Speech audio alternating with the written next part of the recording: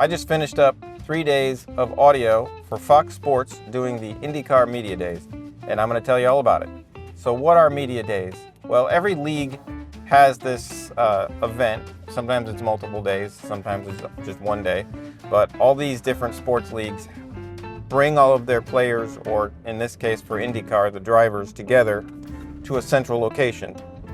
And since Indianapolis is the center of the IndyCar world, that's where they had it. And it was in the convention center. And this year I was working for Fox Sports because Fox Sports just picked up the broadcasting rights for the entire IndyCar series, which is very exciting. So it's a big set that is spread across multiple rooms in the convention center.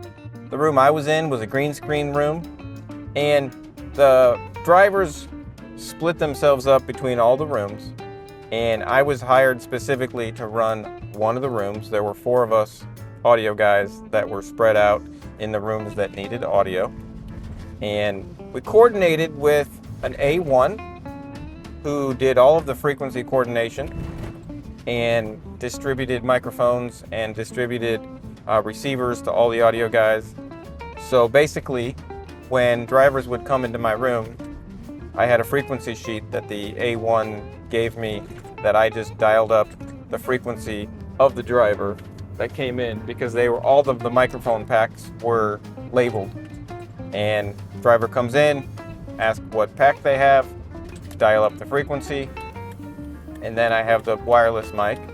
And then for redundancy, the A1 wanted us to also run a boom mic, and the boom was just flown overhead. I have to adjust it a little bit for each of the drivers, but most of the drivers are about the same height. Most of them are pretty short. So the A1 also provided a master time code clock that at the beginning of the day, all the audio operators came in and synchronized their equipment to the time code block. My audio rig is Sound Devices MixPre-10 2, and I'm running, like I said, tentacle blocks, and then I have a Senkin shotgun mic. I needed to feed a Sony Venice. So the stereo feed I was sending to the Venice had the boom channel on channel 1 and the lav channel on channel 2. And I also plugged in a camera return into my mixer so I could hear what the camera was hearing. Also had to provide a timecode slate because the AC at the beginning of every take took the timecode slate out there, and she clapped it.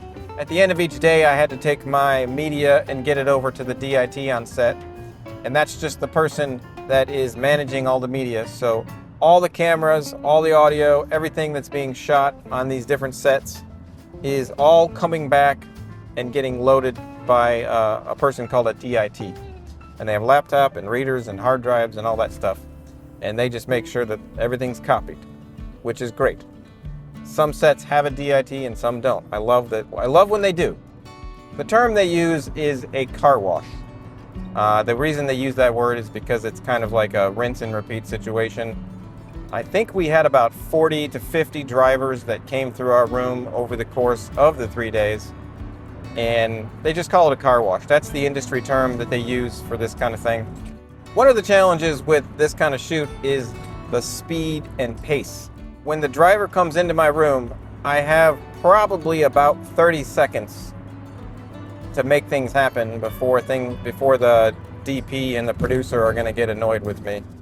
Basically, that means the driver comes in, I ask him their mic pack, I dial it up on the wireless, I get that going, then I have to set the boom, and quickly after I set the boom, I need to get back to the mixer for a quick sound check, because in our room, the drivers were only delivering 2 lines.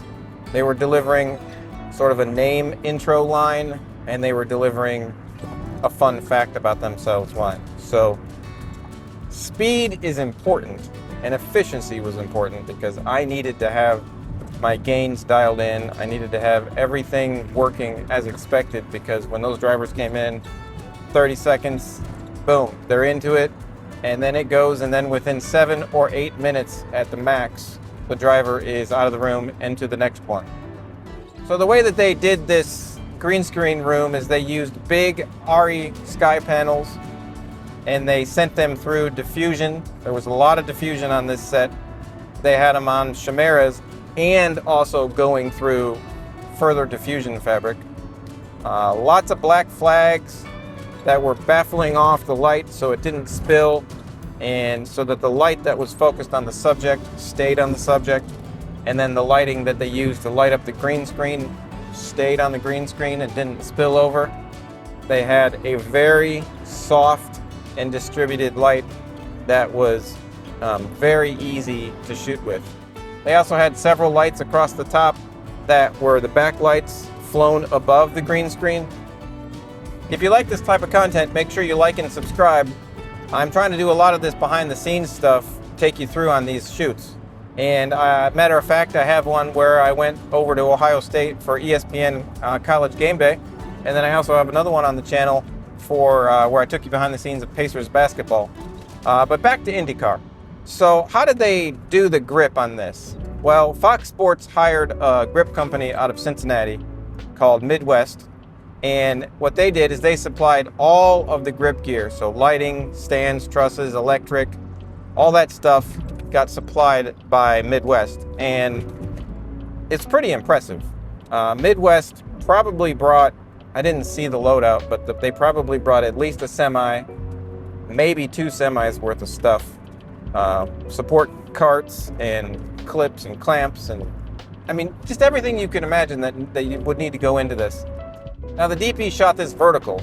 The reason they shot it vertical is because they wanted the full body of each driver, and they were doing like the NFL player intro style, where they say, hey, my name is so-and-so, and I'm from here, and I'm on this race team. So that stuff needs to be vertical so that they can use the whole body or use part of the body, all that stuff. And then they had them do some posing and some moving around and some fist bumps and different things on camera that they knew that they were going to use in the overlays while the announcers were talking about these guys in the broadcast. Overall, extremely impressive operation. I was very impressed with the production quality. I was very impressed with the Fox producers that they had on site. Very efficient, very well run, and great overall project. Now in the other rooms, they had more expansive sets where they had boom cameras, gimbal cameras, and steady cams and sliders and all sorts of stuff, where they were doing multicam interview sets, and they were doing these walkthrough sets where they had a bunch of moving lights, and they had the Fox logo on the ground, and the drivers were walking through the light. And they had another set where they had a bunch of the racetracks that IndyCar races on, all built out of set pieces, and they had the drivers interacting with it. Extremely creative. I was very impressed. And then they had a room that was full mirrors, where they put the player in, and it was just a mirror room, so they could get a whole bunch of reflections and cool looks out of it.